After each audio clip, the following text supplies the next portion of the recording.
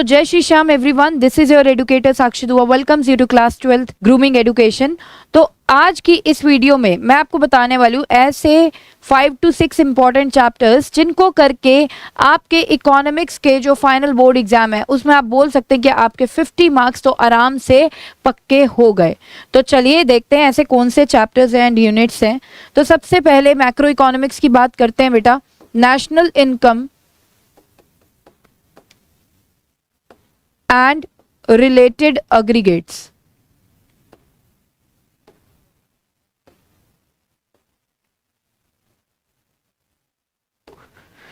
देखिए यहां पर मैं आपको बता दूं, national income and related aggregates में थ्योरेटिकल पोर्शन के लिए आपको प्रिपेयर करना है circular flow of income in a two sector economy 3 to 4 mark के लिए।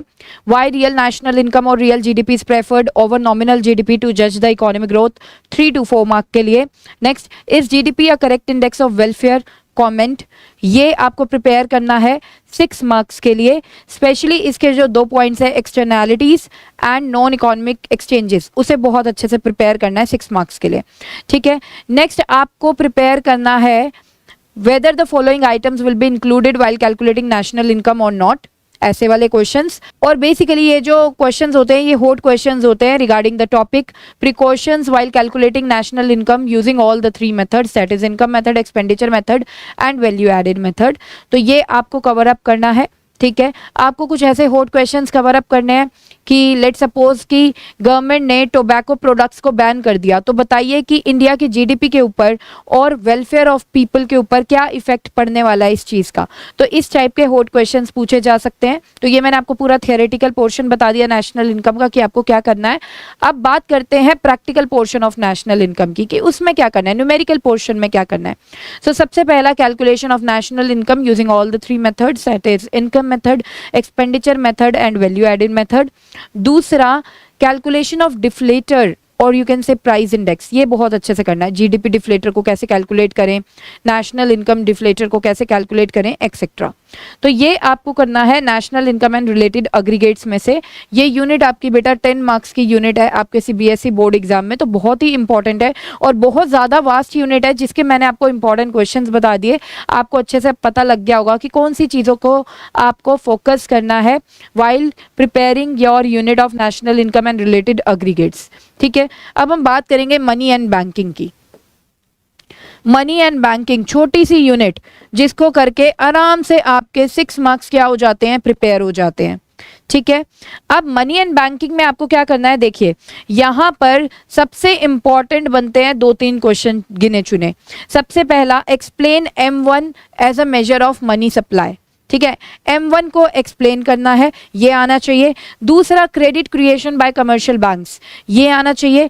तीसरा, central bank as a controller of money supply और you can say credit supply, ये आपको अच्छे से आना चाहिए इसके अंदर। और जो सेंट्रल बैंक के फंक्शंस है ना, like bankers bank, governments bank, banker to the commercial banks, ये जितने भी फंक्शंस हैं सेंट्रल बैंक के वो सारे के सारे इंपॉर्टेंट बनते हैं। तो कोई भी एक फंक्शन सेंट्रल बैंक का पूछ लिया जाता है आपको 3 to 4 मार्क में स्पेसिफाई करके कि why the central bank is known as the bank of issue और you can say why the central bank is known as the government's bank, ऐसे करके। और जो सेंट्रल बैंक का क्रेडिट कंट्रोल वाला फंक्शन है उसमें क्वांटिटेटिव टूल्स में से कोई भी टूल पूछा जा सकता है कि like how the CRR and SLR helps in controlling the credit supply और can say money supply in the economy. और क्वालिटेटिव टूल्स में मार्जिन रिक्वायरमेंट बहुत ज़्यादा इंपॉर्टेंट है, तो वो अच्छे से कर लें। और जो कमर्शियल बैंक का क्रेडिट क्रिएशन है या मनी क्रिएशन फंक्शन है वो 6 मार्क्स में यहाँ पे आ सकता है, तो उसे बहुत अच्छे से आप प्रिपेयर कर लें। नेक्स्ट अब हम बात करेंगे यहाँ पर डिटर्मिनेशन ऑफ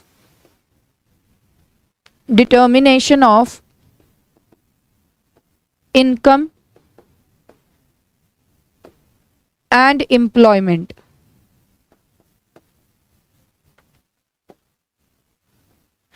आप देखिए determination of income and employment अगर आप अच्छे से प्रिपेयर कर लेते हैं तो ये यूनिट आपके सीबीएसई बोर्ड एग्जाम में 12 मार्क्स की आने वाली है। सबसे ज्यादा हाईएस्ट वेटेज वाली यूनिट है बेटा ये मैक्रो इकोनॉमिक्स की, that is determination of income and employment. अब मैं आपको ये बताने वाली हूँ कि आपको इस वाले यूनिट में क्या क्या प्रिपेयर करना है। तो देखिए जो न्यूमेरिकल पोर्शन की सबसे पहले बात करेंगे, न्यूमेरिकल पोर्शंस के पॉइंट ऑफ व्यू से कैलकुलेशन ऑफ मल्टीप्लायर और यू कैन से आउटपुट मल्टीप्लायर जिसे हम बोलते हैं वो बहुत ज्यादा इंपॉर्टेंट है इसमें। दूसरा investment savings approach theoretical point of view से भी इंपॉर्टेंट है एंड प्रैक्टिकल क्वेश्चंस जो यानी कि जो न्यूमेरिकल्स आते हैं, calculate the equilibrium level of income consumption and savings using the investment savings approach, वो बहुत ही ज्यादा इंपॉर्टेंट है यहाँ पे। और थियोरेटिकल क्वेश्चन यहाँ पे 99% जो आता है वो आता है इन्फ्लेशनरी गैप क्या है, डिफ्लेशनरी गैप क्या है। जनरली कहीं बार एक डायग्राम बना के दिखा देते हैं और आपको बताया जाता है उस डायग्राम में गैप जो होता है वो इंडिकेट कर रहे होते हैं। जैसे फॉर एग्जांपल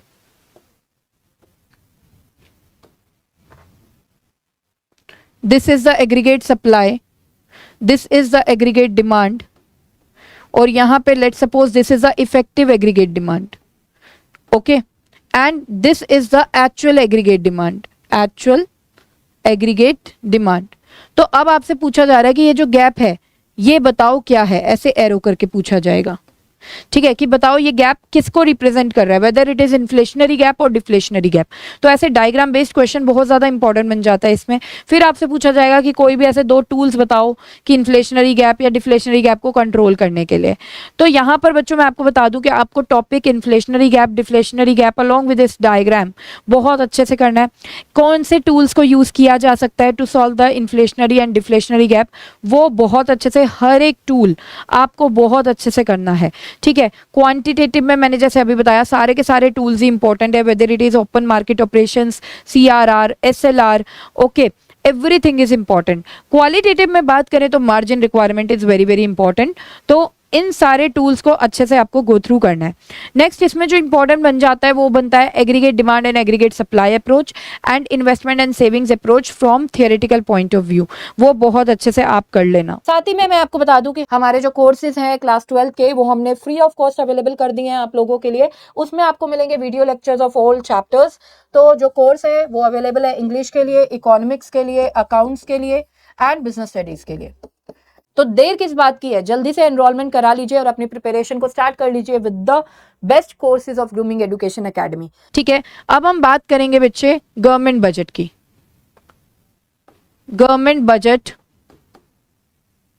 अब ये यूनिट भी जो है अगर आप इसको अच्छे से प्रिपेयर कर लेते हैं, बहुत ही छोटी यूनिट है, बिलीव में बहुत ही सिंपल यूनिट है और आपको ये 6 मार्क्स पक्के करके जाएगी इकोनॉमिक्स में, ठीक है।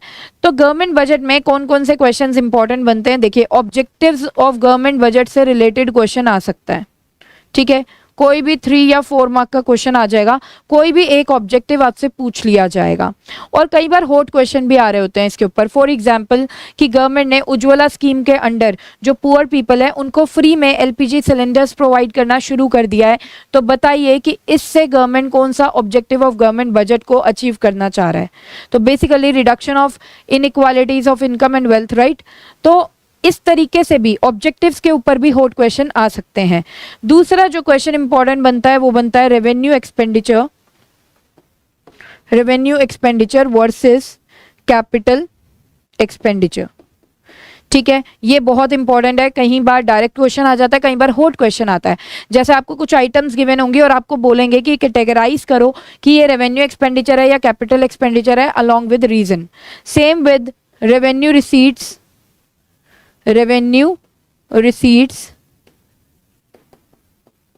versus capital receipts, okay.